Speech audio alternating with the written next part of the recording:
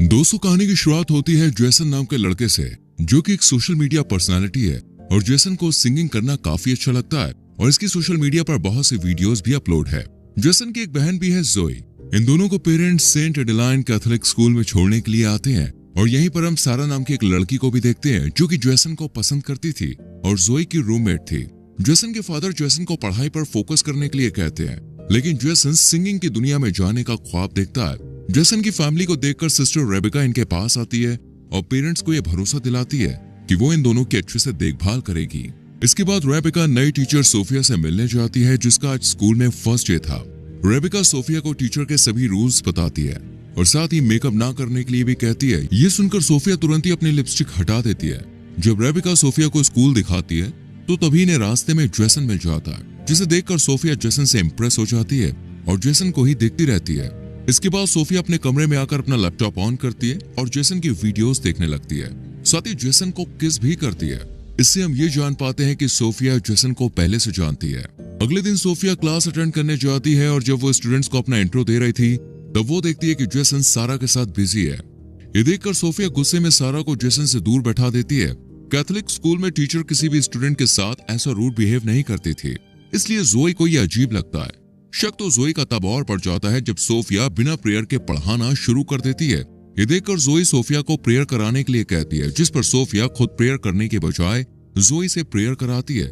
लेकिन अब भी सोफिया प्रेयर नहीं करती। जब ये बात जोई जेसन को बताती है तो वो ज्यादा इस बात पर ध्यान नहीं देता, क्योंकि इस टाइम जेसन सारा को मैसेज कर रहा था। स्कूल के बाद सोफिया जेसन के पास आकर सारा के बारे में पूछने लगती है और जेसन बताता है कि हम सिर्फ दोस्त हैं। ये सुनकर सोफिया को बहुत अच्छा लगता है। लेकिन जब अगली सुबह सोफिया जेसन और सारा को किस करते हुए देखती है तो उसे बहुत गुस्सा आता है और सोफिया जेसन को क्लास में भेजकर सारा को डांटने लगती है। लेकिन सारा कहती है कि मेरे फादर स्कूल को फंड देते हैं, इसलिए तुम मुझे कुछ नहीं कह सकती। लेकिन सोफिया को तो इससे कोई फर्क ही नहीं पड़ता और क्लास खत्म होने के बाद सोफिया जेसन से बात भी करती है और कहती है कि तुमने मुझसे झूठ क्यों बोला कि सारा तुम्हारी गर्लफ्रेंड नहीं है। जेसन कोई जवाब नहीं देता। सोफिया जेसन को अपने चेम्बर में मिलने के लिए बुलाती है और जब जेसन वहां पे आता है तो सोफिया अंदर बिना दरवाजा लॉक किए बॉडी को मॉइस्चराइज कर रही होती है। सोफिया को इन छोटे छोटे कपड़ों में देखकर कुछ देर के लिए जेसन होश खो बैठता है, लेकिन फिर यहाँ से चला जाता है और ये सब सोफिया ने जानबूझकर किया था। लेकिन जेसन के चले जाने से सोफिया को काफी बुरा लगता है। अगली सुबह जब सोफिया जेसन से पूछती है कि तुम मेरे चेम्बर में क्यों नहीं आए, तो जेसन कहता है कि मैं भूल गया। जेसन और जोई को स्कूल आए 1 हफ्ता गुजर चुका था, इसलिए इनके पेरेंट्स इन्हें वीकेंड पर घर ले जाते हैं। जेसन के चले जाने के बाद सोफिया भी रेबिका से अपनी आंटी की तबीयत खराब का बहाना लगाकर छुट्टी ले लेती है। इधर हम जेसन को देखते हैं, जो अपने फादर से 1 साल का टाइम मांगता है ताकि वो पढ़ाई को होल्ड करके सिंगिंग को टाइम दे सके। लेकिन फादर के मना करने के बाद वो गुस्सा होकर बाहर आकर अकेला ही गाना गाने लगता है। और यहीं पर हम सोफिया को भी देखते हैं, जो कि जेसन के घर तक आ गई थी और छुपकर जेसन का गाना सुनने लगती है। लेकिन जैसे ही जेसन के पास सारा का कॉल आता है तो सोफिया गुस्सा होकर यहाँ से चली जाती है। सोफिया जेसन और सारा को अलग करना चाहती थी, इसलिए वो रात को जोई और सारा के रूम में जाती है और सारा की बुक के फर्स्ट पेज में ड्रग्स रख देती है। और जब कमरे से बाहर निकलती है तो सिस्टर रेबिका सोफिया को देख लेती है। सोफिया रेबिका से कहती है कि मैं यहाँ किसी की आवाज सुनकर देखने आई थी। ये दोनों बात कर ही रही थी कि इनकी आवाज सुनकर जोई भी उठ जाती है और सोफिया की बात सुनकर उसे कुछ शक होने लगता है। अगली सुबह सोफिया सबको बुक ओपन करने के लिए कहती है और प्लान के मुताबिक सारा के बुक में ड्रग्स देखकर उसे स्कूल से सस्पेंड करवा देती है। इसके बाद सोफिया रेबिका से भी बॉयज के रूम की तलाशी लेने के लिए कहती है। अब चूंकि ये स्कूल की इज्जत का सवाल था, इसलिए रेबिका तुरंत बॉयज के रूम की तलाशी लेने पहुंच जाती है और यहाँ जेसन के रूम में इन्हें एक शराब की बोतल मिलती है। ये बोतल भी सोफिया ने ही रखी थी। दरअसल इस बोतल को रखने के पीछे सोफिया का एक खास मकसद था, ताकि सोफिया सजा के तौर पर जेसन को सर्विसेज कम्युनिटी ज्वाइन करवा सके और उसके साथ स्कूल में ज्यादा से ज्यादा वक्त गुजार सके। जब स्कूल के हेड को इस शराब की बोतल के बारे में पता चलता है तो वो जेसन को स्कूल से निकालने का फैसला करते हैं। लेकिन सोफिया ऐसा करने से मना करती है और कहती है कि जेसन को स्कूल से निकालने के बजाय इसे हमारी सर्विसेज कम्युनिटी में लगा देना चाहिए। जेसन को सिस्टर्स का काम मिल जाता है। इसके बाद कहानी पास्ट में घूमती है, जहाँ पर हम सोफिया को देखते हैं, जो सोशल मीडिया पर जेसन की वीडियोस देखकर उसकी फैन हो गई। और फिर सोफिया रियल सिस्टर सोफिया से मिलने गई, जो कि जेसन के स्कूल में पढ़ाने आने वाली थी। लेकिन स्कूल आने से पहले सोफिया ने उसे मार दिया और उसके डॉक्यूमेंट्स बदलकर उसकी सिस्टर की यूनिफॉर्म पहनकर खुद सोफिया बनकर स्कूल पहुंच गई। और फिर कहानी प्रेजेंट में घूमती है, जहां जेसन स्कूल में काम कर रहा था। सोफिया भी इसकी हेल्प के बहाने से इसके पास चली आती है और यहाँ सोफिया जेसन का ध्यान अपनी तरफ खींचने के लिए शर्ट के बटन खोल लेती है। ये सब जोई भी देख रही होती है। इसी रात सोफिया खुद पर कंट्रोल नहीं कर पाती और जेसन के कमरे में चली जाती है और चुपके से मोबाइल रिकॉर्डिंग ऑन करके एक तरफ रख देती है। जेसन सोफिया को कमरे में देखकर हैरान रह जाता है और सोफिया जेसन के करीब आकर उसे किस करने लगती है। पहले तो जेसन इसे पाप बताकर मना करता है, लेकिन फिर वो भी सब भूलकर सोफिया के साथ इंटीमेट हो जाता है। अगली सुबह जेसन को अपनी गलती का एहसास होता है और वो चर्च में अपने पाप को फादर के सामने कन्फेस करने जाता है। लेकिन यहाँ फादर की जगह सोफिया होती है, जो कि जेसन की गोद में आकर बैठ जाती है और जेसन को किस करती हुई उसके साथ इंटीमेट हो जाती है। एक हफ्ते बाद जेसन वीकेंड पर अपने घर चला जाता है और यहाँ लंबे समय के बाद सारा जेसन को मैसेज करके पार्टी के लिए इनवाइट करती है। जेसन के जाने के बाद सोफिया भी स्कूल से निकल ही रही होती है कि तभी सोफिया रेबिका के साथ दूसरे स्कूल के फादर को देखती है। ये फादर रियल सोफिया को अच्छे से जानते थे और इसी बारे में वो रेबिका से बात कर रहे थे। ये सुनकर सोफिया घबरा जाती है कि कहीं उसका सच पता ना चल जाए, इसलिए सोफिया जल्दी से कार की तरफ जाने लगती है।